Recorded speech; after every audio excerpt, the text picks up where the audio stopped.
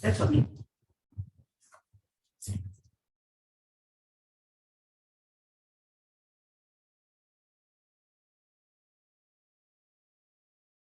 Have you met Ross? No. Still have not met several colleagues. He was just there. Good. Video is, so here we go, push that. You have to go away. You home? The arrow. No, I don't. For sound, you have sound on your speaker. So one of the computer. So some of the computer, if the computer needs to shut off, maybe it's either home or Marina's. No, I don't have it. This is M&T's computer. She's here. Then You're not on Zoom, right? You're not on Zoom. I'm not on. Submit it, won't be heard. But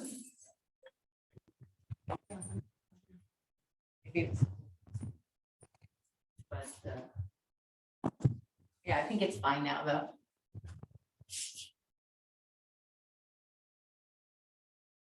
so maybe we should start 6 minutes. Okay.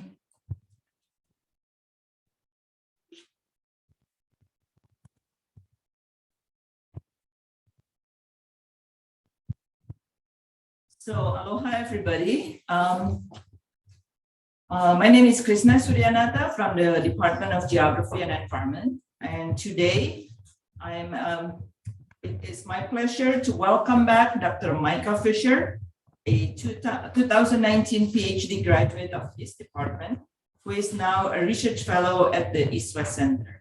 So this event now is done hybrid. So if you are on the floor of Saunders, please join us in Saunders 443. Or you can also continue joining us on Zoom. So a little bit about Dr. Mike Fisher, our speaker today. He conducts research on the human dimensions of environmental change, such as deforestation, land degradation, urbanization, and disaster in the Asia Pacific through the lens of political ecology. Recent research has focused on land rights and tenure policies, climate change mitigation in forests, disaster risk and water insecurity in Greater Jakarta. This is a topic of his talk next week at the East-West Center. Youth and livelihoods and technologies of public participation. Micah Fisher is also a senior lecturer at the Department of Forestry at Hasanuddin University in Indonesia and currently serves as co-editor-in-chief for the journal Forest and Society. So without further delay, Micah, you can start. And I just wanted to mention that to make it easier to see that the speaker is not going to wear a mask here in the room.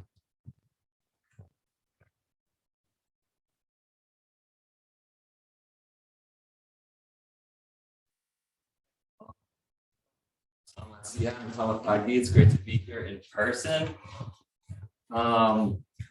Thank you to the Department of Geography and the Environment, Dr. Rodriguez and Professor Krishna Suryanatha for inviting me here today, the Center for Southeast Asian Studies for really putting together a great speaker series in this department, but also just convening excellent research, specifically on the region in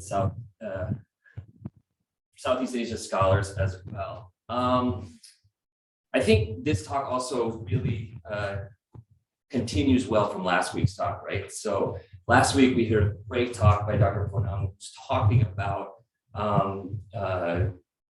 indigenous rights recognition in places like in Maori places and the problems of dispossession and decolonization efforts that really connects with kind of the network of initiatives that I'm going to be talking about today in slightly different context, but part of initiatives to get land recognized for local communities. So today's talk will focus a lot on Indonesia. We can get to the next slide. And it's not my common practice to share baby pictures. Oh, went too far. But I do want to talk a little bit about how I grew up. So that's me when I was a kid. I grew up in Indonesia, lived there until I was about 5th grade, 11 years old. And my parents were working in Eastern Indonesia, working with farmers, talking about issues of nutrition, looking for opportunities to develop programs. And it was really a very different time in Indonesia where the state was kind of enclosing these different areas in terms of designating areas as forests. So I fast forward 20 years after going to school there as a kid, the context of Indonesia and how development policy and issues are taking place there. These are the kind of images that you see, right? So large scale land dispossession and enclosures, palm oil plantations. These are commodity development maps of mining, plantation, and a lot of issues like that.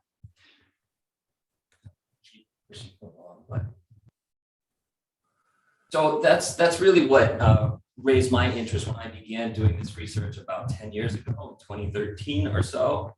But at the same time, even though deforestation, Indonesia talked about as the fastest deforesting country in the world, at the same time, it was also the place where you had this groundswell movements of indigenous rights and land tenure policy, right? So to recognize the lands for local communities and to ensure that they can reclaim areas that has had a history of a violent dispossession and expansion, things like that. Wrong one. Okay, so that's really taken root in terms of formal initiatives, right? So because of this social movement, this international social movement to gain a recognition for land rights, particularly the forest lands, you can see this happening across the Asia Pacific region, where community forestry, social forestry, initiatives to try to gain access to land for local communities have really expanded in significant ways across the region. And more recently, you have this interesting development around climate change, where there's a lot of active work trying to delineate where indigenous territories are, where local communities are stewards of the environment, and to connect that with issues of carbon and carbon sequestration as a real solution to addressing challenges of climate change going forward. So my talk, that's just, I have to get you to Indonesia, get you to the context of the issues that we're talking about here. But I'll really divide the talk up today into 3 different parts. So the first is going to talk about some of the trends of these social movements, these formal initiatives to gain recognition to land, as well as some of the dilemmas that take place when approaching initiatives like that. And because of the context of my research, the region that I worked in, kind of my lens, political ecologist, is to see this through the land grabbing literature, right? We've heard issues after the economic recession of 2008 in particular. There was huge moves of international corporations, countries kind of reclaiming land and for purposes of large-scale agriculture and other biofuels and many other types of initiatives.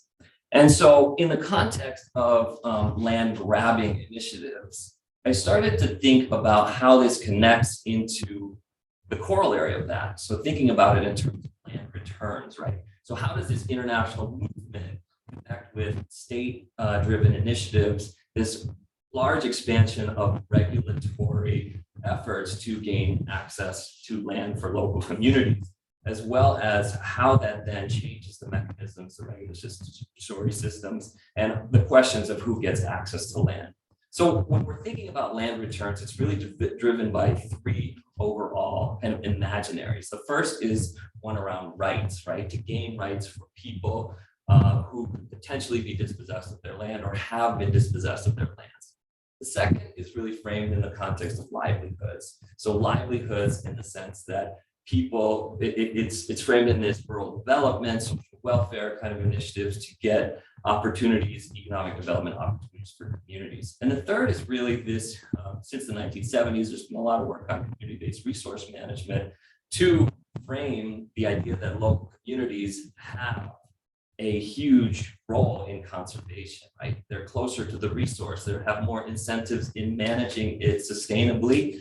And this has become a very much acceptable, you find these in forums around the world, and it's really affected how policy making takes place in state and policy context, international forums on these kind of issues. So a lot of the way that it's been described in the literature that my interests are situated within is around kind of Stuart Hall's ideas of articulation, the expansion of identity politics, right, local authority. Michael Dove, for example, has talked a lot about the delocalizing effects of globalization and really making the case that globalization is really separating people's relationship to these local places, as well as calls for local authority, silenced by external forces, right? External impacts saying, we know what's best to do with the land, trying to change that overall narrative to say that local authority has a huge role to play for various different reasons. And interestingly, these alliances are playing out at different scales. When you look at the strategy of social media today, something happens, dispossession, violence, it gets connected to these networks of advocates that then can pressure governments and local governments to do something about it. On the other hand, there's also a lot of dilemmas with this approach of recognition, right? Recognition of Indigenous communities, delineating land for a particular authority, as well as these community-based resource management mechanisms of community and social forestry, and so forth. And it's really talked about in terms of these simplifications, right? These strategic simplifications that take place that essentialize what is an Indigenous community or peoples living in forests. And it coalesces into this movement of international indigenism, right? Which Neeson has talked about as a set of practices that are acceptable internationally that indicate the legitimacy of local claims. The other is that there's this sense that these local communities are somehow separate from market forces, right? Where a lot of systems theories people have talked about how these really connect, how these communities are very much shaped by the history of the plantations that came in, of colonization, of different commodities that come into these areas, while at the same time being willingly engaging in the market, right? So wanting to engage in parts of global markets on their own terms. The other issue is that there's a lot of questions about other vulnerable groups, right? So when you talk about people who have settled into frontier areas, migrants, people working in urban areas are somehow cut off from being active participants in this movement of international indigenism and kind of forest dwelling peoples, for example. And this is talked about by Frank Hurst. It takes modern means to be traditional, right? This idea that strong external advocacy is required and committed facilitation, NGOs really being put in place, as well as the conditions of supportive local governments. And in a lot of places where dispossession has taken place, these conditions aren't in place. So it's a real dilemma of these types of advocacy movements.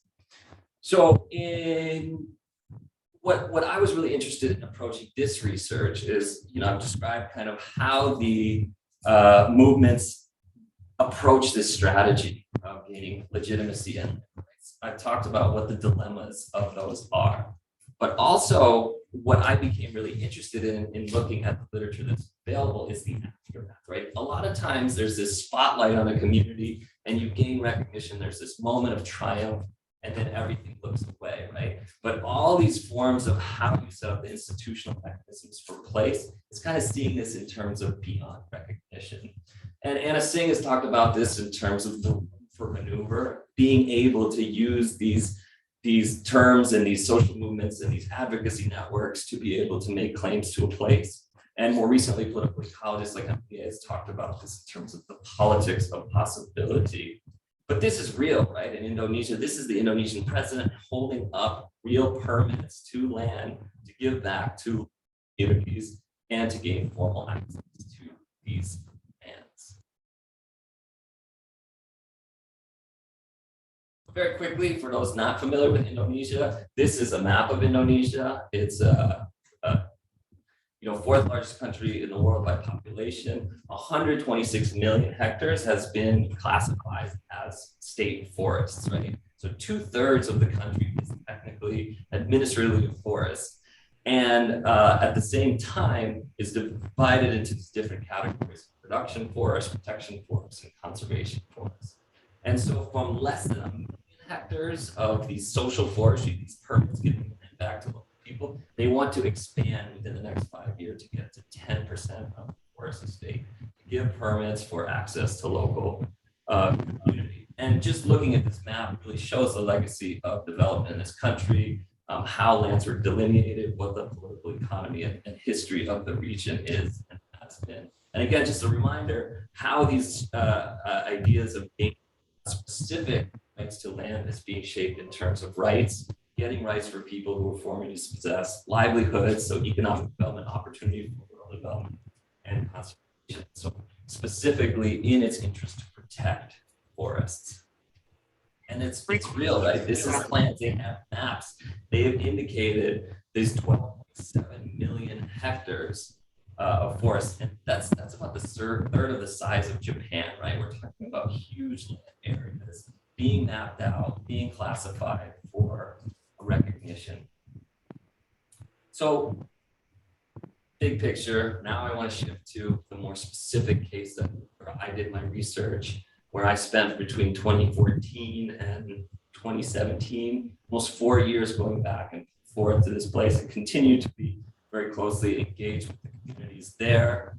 And I just want to give you a sense of what it feels like to be in Aceh, what these forest landscapes look like. So back to Indonesia, here's the center, South Sulawesi province. So a lot of the deforestation that you hear about is taking place here and here in the past, and also in the West Papua provinces of Indonesia. And down here is where this location that I did my research is located. So this is the Kajang communities of the district of Bulukumba. And the idea of recognition here was this gray area, which is about 22,000 hectares, which is the claim of indigenous territory extent of Adat. I'm going to use the word Adat a lot, kind of interchangeable with the social movement in terms of framing that as indigeneity and how that's evolved over time. But the specific forests that is claimed under the Ministry of Forestry is that 314 hectares is just in green here, very small area that is under the ministerial delineation. It's a limited production forest. They want to transition over into calling, let's say, an indigenous forest. So very briefly, 120-year history of Kajang. It's an area that is between kind of the Bone and Makassar kingdoms, really interesting region, not much written about the region. I had the opportunity of working with some Dutch scholars to go through the archives and really listening to the stories of people who documented, right, these colonial emissaries that were told to go find areas for plantation development. And they really talked about this region of South Sulawesi as being beautiful, flat lands, very, very high soil quality, while at the same time having the people that were unmanageable, right? So there's these sayings in there that say we have to bring in the Javanese, much more docile, and all these examples of racializing the landscape in terms of what their plans would be for plantation development in that region. And between 1938 and 1967, this was a region of extreme political turmoil, not just with the independence to kind of free themselves against Indonesia as an independent state against the Dutch, but also basically a civil war that took place here with political Islam. So Islamic independence movement was very strong in these regions. A lot of the Islamic rebels used to hide out in these forests in Kajang and really split the community apart. Lots of stories of violence and people who of trauma of this region. But in 1967, as Suharto kind of got more control of the rural areas of Indonesia, they started to implement these bold plans of rubber plantation expansion. And what happened was they started implementing village heads that had alliances to local military or police forces. And it was very coercive, right? Forced labor to build roads necessary to establish some kind of plantations. And then after Indonesia gained independence in 98, 99, with this move towards political decentralization, regional autonomy, there was new initiatives to expand these plantations. So wanting to expand the plantations even more as regional autonomy took root, and violence, people being shot by security forces, 4 people died, a lot of harassment, and rounding people up in the local cells and getting them, there was this movement to try to stop the expansion of agriculture, local plantation development. And the Human Rights Commission did a report on it. And it was then that these indigenous movements, ADA, connected with one another. And Willem van der Moor from the Netherlands has written a lot about how this movement came together and gave the legitimacy to talk about these areas as indigenous rights. Okay, glossing over a lot here. So how then to engage in this area? So my methods, I really separate for this talk in 3 different ways, right? So at the beginning, with my networks of NGOs in Indonesia, I was able to, and just because I was willing to be there, to be situated within the policymaking task force. So what that meant was actually writing the draft regulation to get recognition for this local community. So monthly meetings at the district head with the local leadership. It was multi-stakeholder, lots of baselines about how Indigenous authority has taken place in this area, where the sacred sites are, tons of mapping, doing household surveys to make the case for the first example of giving land back from the ministry, those forest lands back to a local community authority. And what makes this interesting for me, being part of the task force to writing the policy, was then to say, what happens afterwards and how do you study that? And the way that I did that was to really get involved with local farmers, right? We're talking about land relations. We're talking about giving land back. We're talking about this idea of marginalized populations and empowering them with rights, livelihoods, and what their role is in conservation. For me, it made the most sense to go farm with local communities, and I'll show a bunch of pictures of that in a little bit. But after that, so since 2017, I've been part of these regional studies that look at comparative cases elsewhere. So across South Sulawesi, across Indonesia, across Southeast Asia, and more recently on a global study between Asia, Africa, and Latin America to look at different country contexts. And what you see here is real similarities of these movements, how they're playing out in a place like Peru versus a place like Tanzania or Kenya, Nepal, and a place like Indonesia. So here we are doing mapping, GPS, right, sacred sites, just to give you some familiarity of what these places look like, working with the local NGOs to kind of fulfill all these onerous requirements to actually gain recognition from the state. And in 2016, this momentous event. So here you have Kajang local leadership meeting with the Indonesian president. You see the folder there in his hand, which is this symbolic moment of here's your land back, right? After so much being taken away, this was a huge moment for Indigenous activists in Indonesia, and led to, examples of communities across Indonesia trying to articulate the same thing. This was a national congress. The president agreed to go. Top ministers saying, we are committed to this. It's part of the campaign promises, populist politics and movements in Indonesia, and just how the various ways that played out is really, really interesting. But back to Kajang then, right? The everyday life of what that is. Like I joined, planting parties in the rice fields. this is a tire in the middle, and this was how they separated the corn, chilled it, and brought that to market. And this is a really interesting story that I don't intend to get into today, but this is Monsanto seed that was planted by these communities, and this is how they're preparing it, and speaks to really the growth of the chicken industry, which I know Krishna and others in this department have been interested in. Then I attended all these village planning meetings. Right? After recognition, how do the institutions then prepare to manage these different lands? And then using kind of geospatial approaches. This is the mapping that I did. I mapped the entire landscape of the 22,000 hectares to get a sense of what was there in 2016, every single plot of land, where the crop booms were taking place. This is just the commodity crops and some of the agroforestry. Also mapped out corn and rice, and you see this forest here in the middle.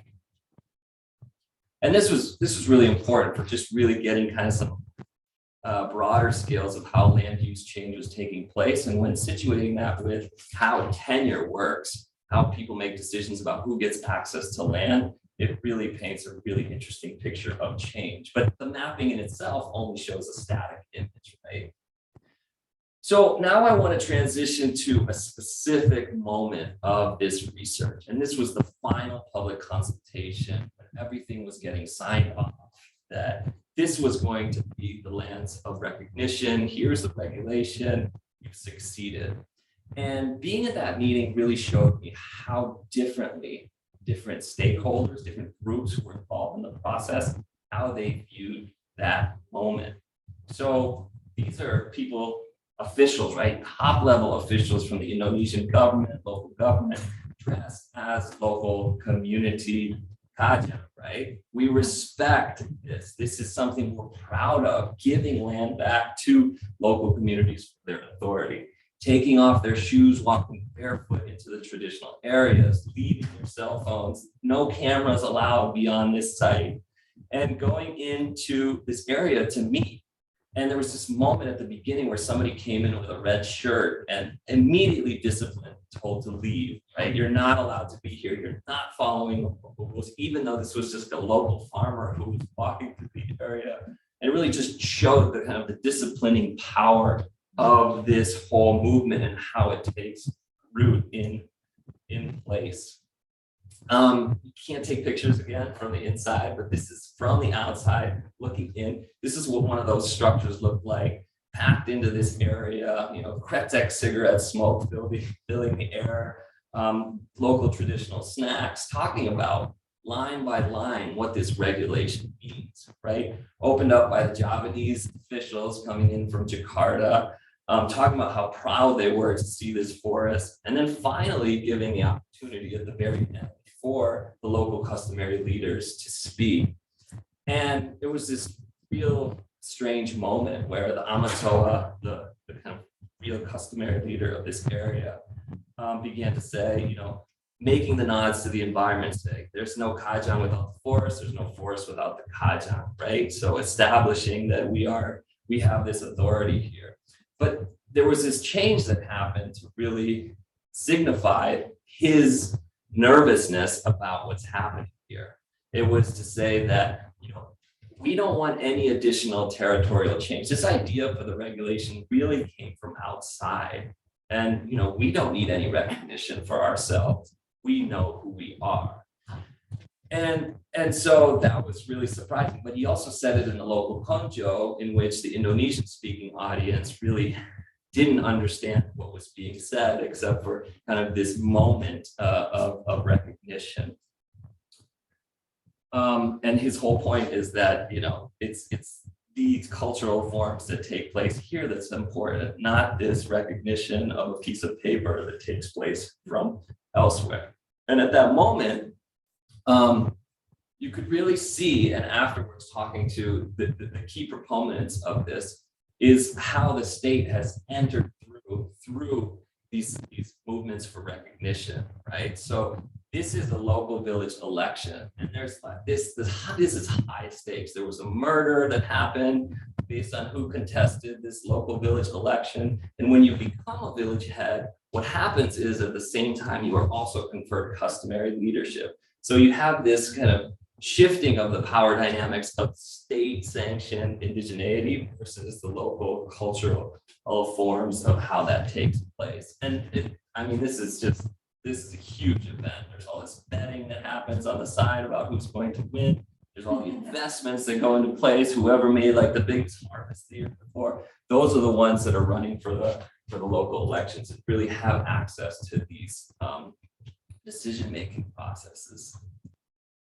One other person got a chance to speak in that public consultation, and it's a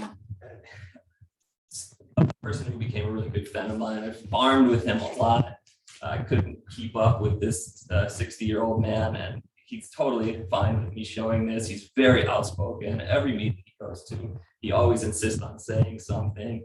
And he talks about in that public consultation how forest change happened over time. So he's saying everybody's focused on this small area of forest when in the past these forests were much bigger elsewhere, right? So the land use changes happened over the last 30 years is really significant. And what leads to forest change is that when it loses its sacredness, right? When people aren't afraid of it anymore, or when people don't have this deep respect tied to the culture anymore, that's when it would be destroyed. So he was making this case that even as recognition was taking place, it's these day-to-day practices where local people who can make claims to land, even within the forest, starting to girdle big trees, trying to put in fruit trees and other cash crop commodities in the understory as it changes the forest, slowly kind of changing the boundaries of this forest.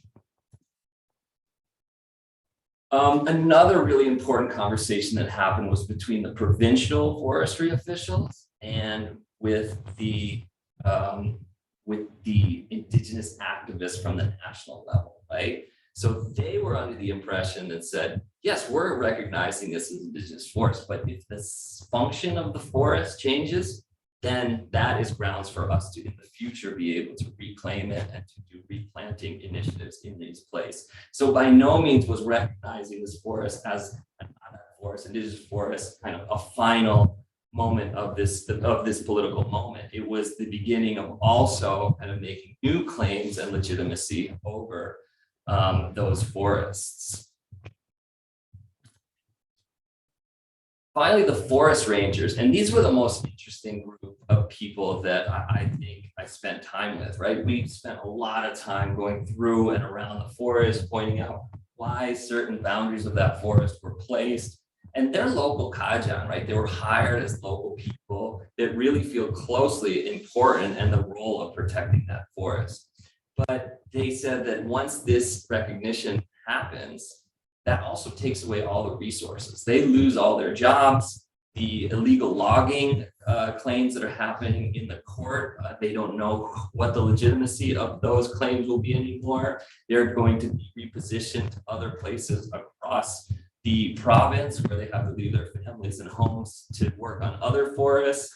And this was a kind of final moment of putting up this sign as the boundary of this is now the Kajang forest, while losing their job and relationship with the local customer leaders to have that legitimacy of protecting these areas.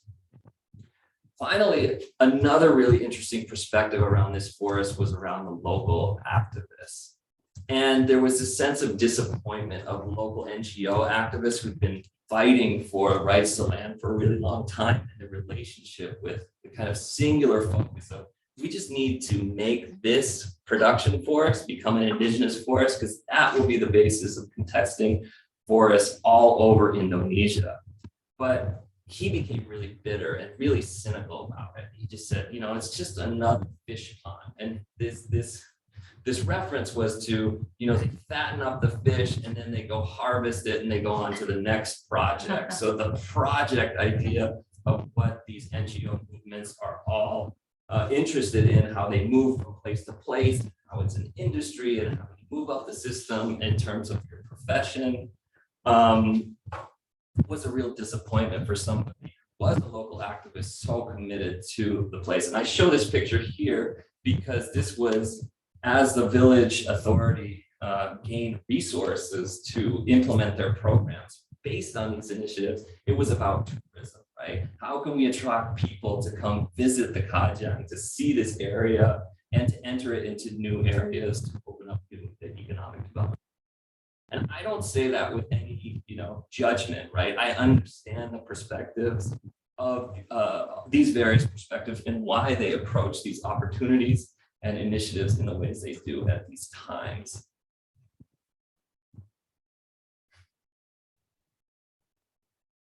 Okay, final part of this presentation is very quickly just talking about scaling back out, to think about what are these the double edge, right? And seeing them from these different perspectives. So what does that mean for elsewhere? And what does that mean for recognition of forests as kind of this environmental justice solutions going forward? So the first is there's all these different perspectives of the forest, right? Some seen from the national scale see it as gaining forests back from the state. And others see it as how do we keep forests to be what it is, and others still is these are real moments where these forests can be lost. So these national advocates are seeing this as a real symbolic victory for claiming this formal legal status that allows them to really push forward their agendas nationally. Others see this as a change in status, but no changes in rule access. And especially when you're talking about smallholders and getting rights to land and getting lands that have supposedly been taken away for many generations, those things aren't happening in the language of victory that's taking place here. The loss of resources from forestry agencies that put the budgets into protecting forests every year. The grounds for that have to create new institutions for doing so, as well as the land use changes that take place as a result. So back to the map then, just reminders of the large plantation that comes through here. Here's the sacred forest, the forest that was on paper given back to the authority. And this area in yellow is this historical ancestral claims to Kajang ideas. And a lot of the activists that were trying to be strategic was to say, let's put this yellow line around everything so that we can get that land for the plantation back. But when it started to move through the official channels of this is now Kajang territory, there was this shift in language saying, we already gave them back their forests, right? This small area of 300 hectares. And that actually provided the basis for approving an extension of plantation permits for another 35 years to these plantations. And the village heads really jumped at this opportunity, right? When we were doing the participatory mapping, they started resetting the boundaries of which villages are located in what areas. And the rules really change. If you're within the traditional area, you have to follow a certain set of practices and you have alliances to the Amatoa. If you're outside of those areas, you can gain access to electricity. And people were really divided on this, right? Forced into new territorial administration systems really affected just households across this area. Ilalang and Maya is what it's called. And finally, it doesn't address kind of the bigger issue of people needing access to land. So while all this focus has been on this 314 hectare forest, actually Lisa Kelly, who used to be in this department, she did her work in the next province over. And there was this interesting connection that the Kajang, there's these group of young entrepreneurial people who are going up to Bone, crossing over the channel here and using networks, political networks, to be able to gain access to forests for growing things like cloves and growing cacao and things like that. So there's this scale issue of looking at a specific area that connects to different regions.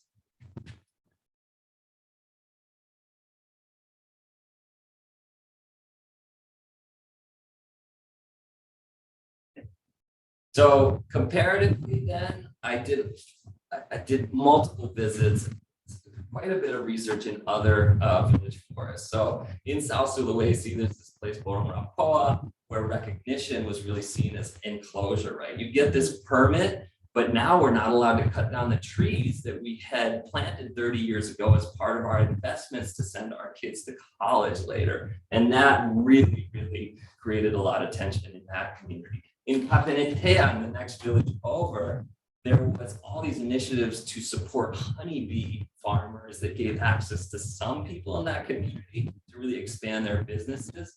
But the kind of people that you imagine, smallholder coffee, didn't have the chance to access those lands. In Sinjai, people who tried to claim land under these mechanisms were actually put in jail because they were seen as illegitimate kind of claimants to these lands that came in and said, this is our land now. Other places, a good colleague of mine, Ahmad Bialhak in Sumatra, talked about the differences between doing community forestry claims and indigenous forest claims.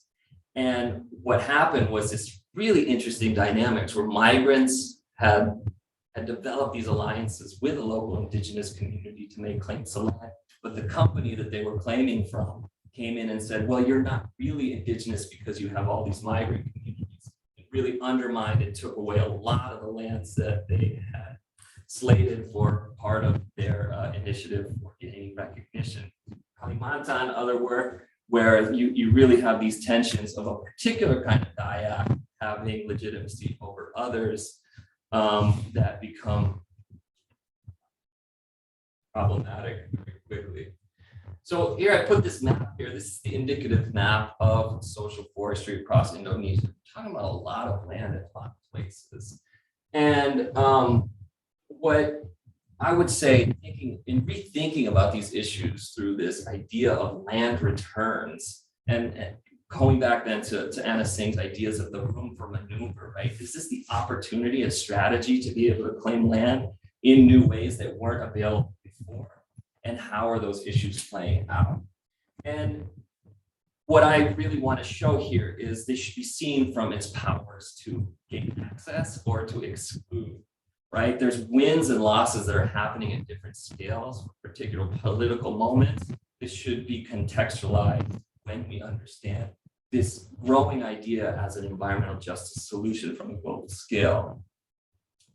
What I also see with kind of red across the map here, and the literature on this is pretty conclusive at this point in terms of these are paper permits, right? They're extending administrative rules. They're forcing people to follow a particular bureaucratic approach to gaining access, which is really difficult. It requires the involvement of external actors. It requires a lot of support and legitimacy through the official institutions.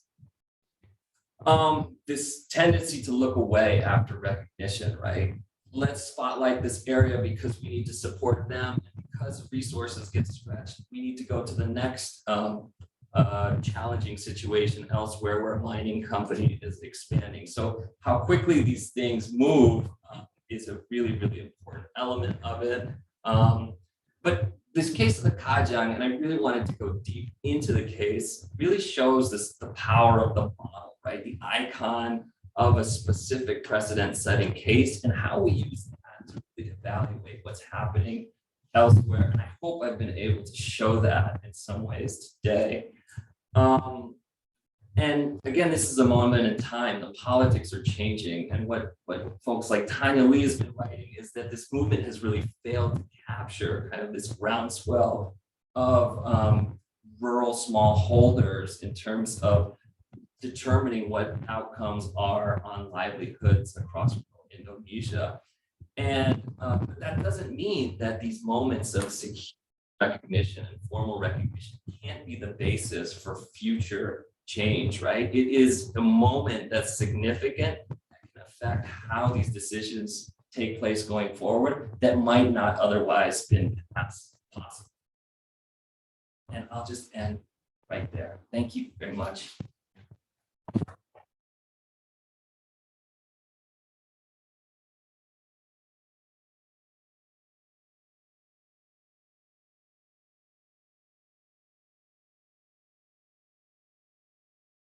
Okay, so questions, maybe from the direct audience first, if there's any. Thank you so much, Micah. That was very rich. Camilo. Yeah, that is pretty exciting research and work going on there and the public as well. The question is this, I'm coming from the global, and every time that the government gets something very ambitious stuff, and I suppose Indonesia is not that much different from there. So my question is, do you think that the idea behind that was well intended, and have all the consequences of this been studied? Colombia, a similar thing was done there as a way to give ownership. That was usually there for 100 years. And one of the chiefs, I remember saying exactly what your chief said there. Use don't need those papers because we know who owns the land. But the government wanted to give recognition, and they thought that thing, and they did it. So somehow that the whole thing was staged by the palm oil plantations. And now there was a little argument in which they can go and buy the land from the people. And they work with the Aborigines there. People put the violence, and then the plantation bought the land for cheap on the cities, and now they own this huge amount of land legally. And basically, the entire community lost their thing. And originally, when you look at the original thing, well, it was so nice. It was.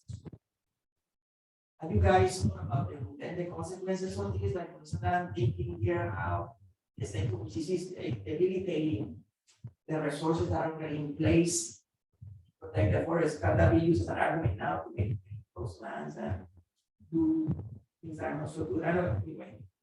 I think the phrase unintended consequences is really kind of encapsulates what I've been trying to express in this presentation. There's this, first of all, I want to say that you got to think of the counterfactual, right? Let's say that they didn't go in, and like the case in Colombia that you're mentioning, that they didn't go in and gain that formal recognition to land and those rights, right?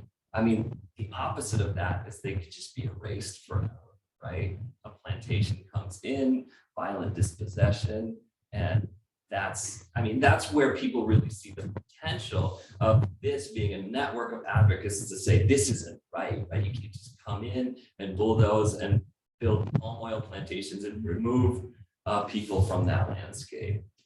Maybe in some cases, it would be the opportunity to negotiate better terms with palm oil where some areas are protected or not. And then the other possibility of that is that it could be an opportunity to decide in the future. But I think the point about how the political economic context of these places are totally important, are really important. So the more that climate activists are saying indigenous rights and land for local stewards, we need to see that in the context of what is happening in those specific places. And what I'm trying to do with this project is to really talk about, here's frameworks for understanding when that kind of scenario would take place, and to ensure that those ideals of environmental justice are rooted in local priorities that are also addressing kind of these larger environmental challenges that we're all facing.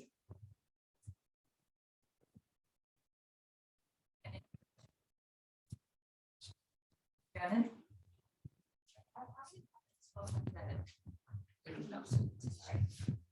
I just had a question. I think you mentioned, right, like that, like this process is like really arduous, and basically helping communities, right, to undertake this process. I guess my question is like communities that maybe don't have like support from like NGOs, or like people that like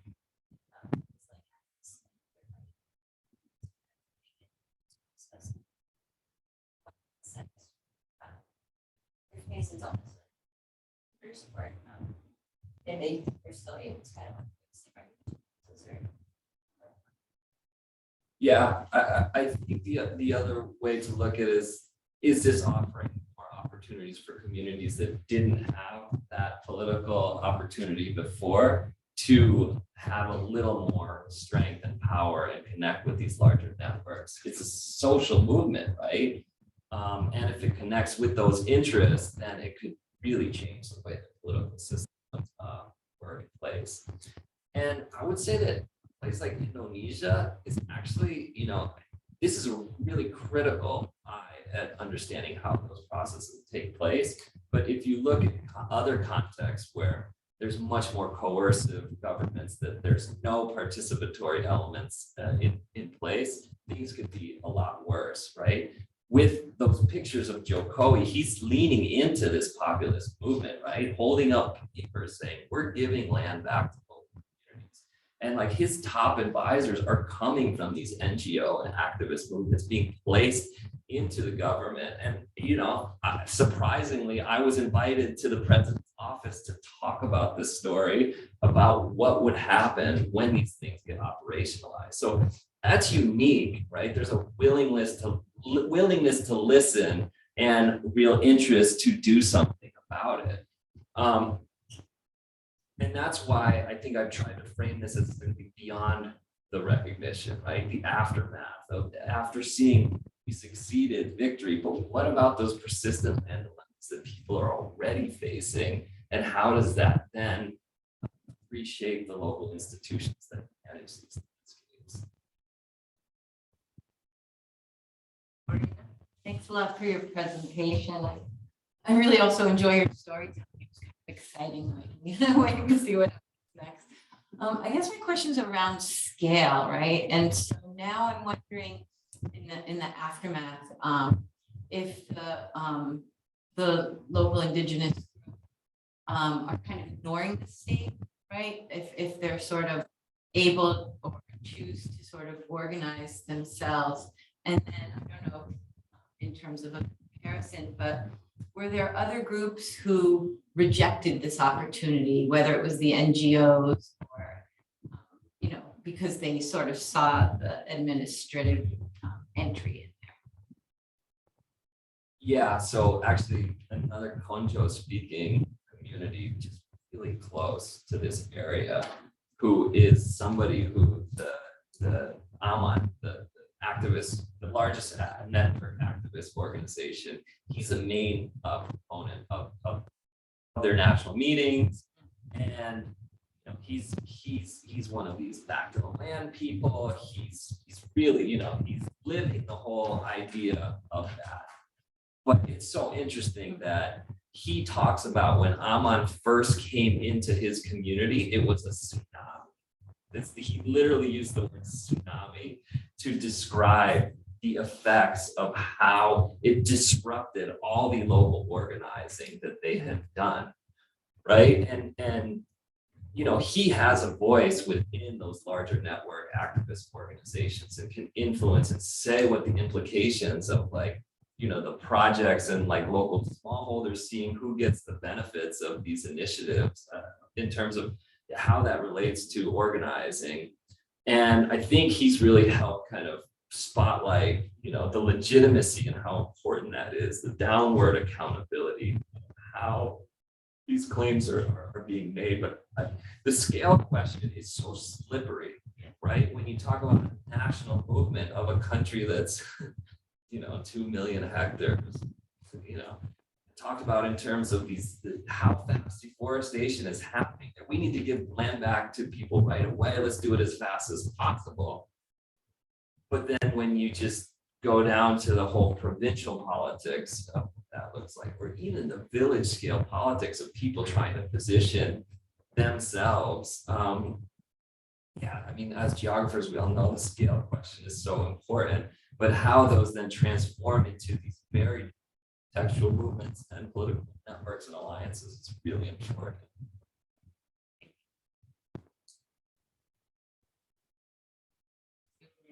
Any question from the Zoom world? Just activate your microphone if you want to ask question.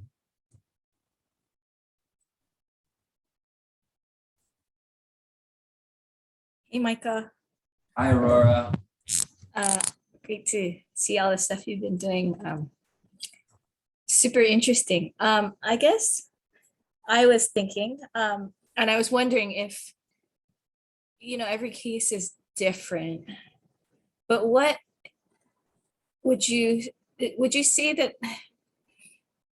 the organization or sort of alliances of those local communities is a major variable, given, like maybe the similar action of the land return by the state might be uniform across the board, but it has these different outcomes. I guess I'm wondering, like, from an activist standpoint, the sort of the organization of the community advocates is something that still remains as power within those communities.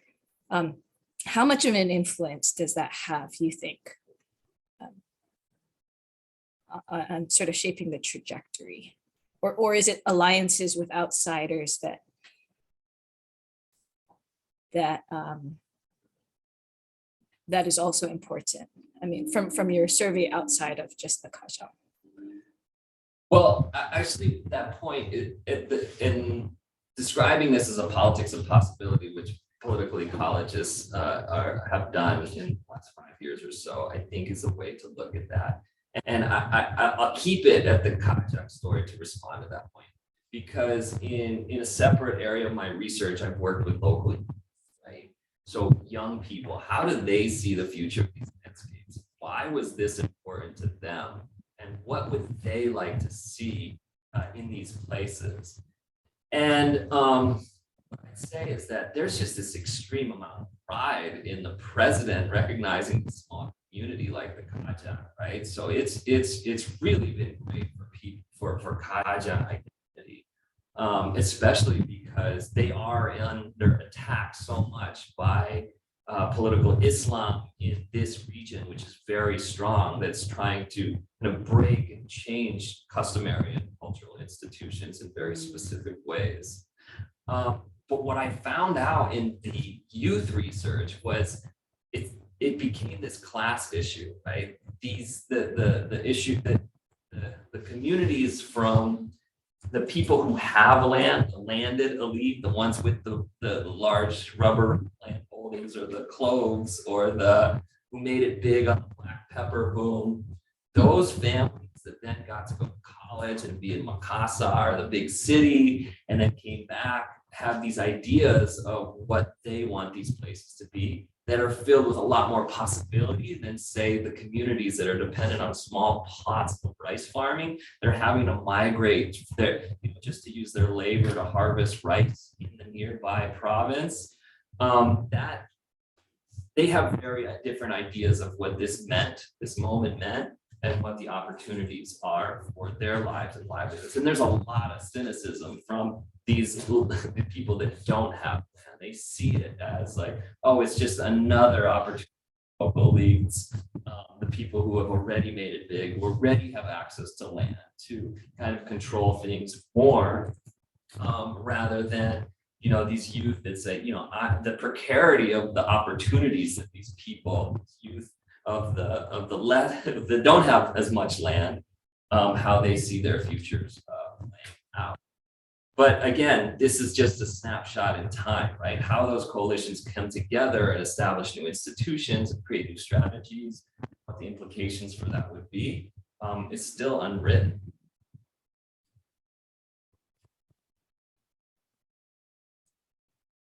Thanks. I have another follow-up if others don't have them, but I'll wait. Okay, go ahead. Krista's pointing to you. Okay. So I guess in light of that, and I'm thinking about the Hawaii context, because I see emergent, like coming out of the Hawaiian Renaissance, there's this kind of common identity, and then I'm seeing fracturing of class lines related to education, similarly in who's involved in biocultural restoration and maybe who isn't, or who has a say and who's driving it, private school graduates and all. But like, do you think these movements reflect, are simply sort of a reflection of those, that sort of class difference, or is it perhaps feeding it also? Just curious for lessons from elsewhere. I don't really know enough to comment local, like here. Yeah, right? yeah, yeah. I'm just saying where I'm coming at it from. I think that those are the right questions to be asking, though. One of the really interesting things that happened that I was totally shocked by much later after this research was there was a national election, and how much this right-wing conservatism, like a la Trump in America, but also reshaping kind of what the national politics are like. How much I was surprised by Hajang communities kind of really being sympathetic to these, political policy initiatives that would really undermine all these initiatives that had taken place. So were surprising areas that I still don't know how to explain, like how, it has to do with political parties and how political parties create alliances. But that was just a real surprising outcome. What did not foresee. Well, on that sort of like a somber note, maybe we can call this this noon lecture finished. And thank you all for coming, and thank you for the Thanks, Zoom everyone. people as well for logging in.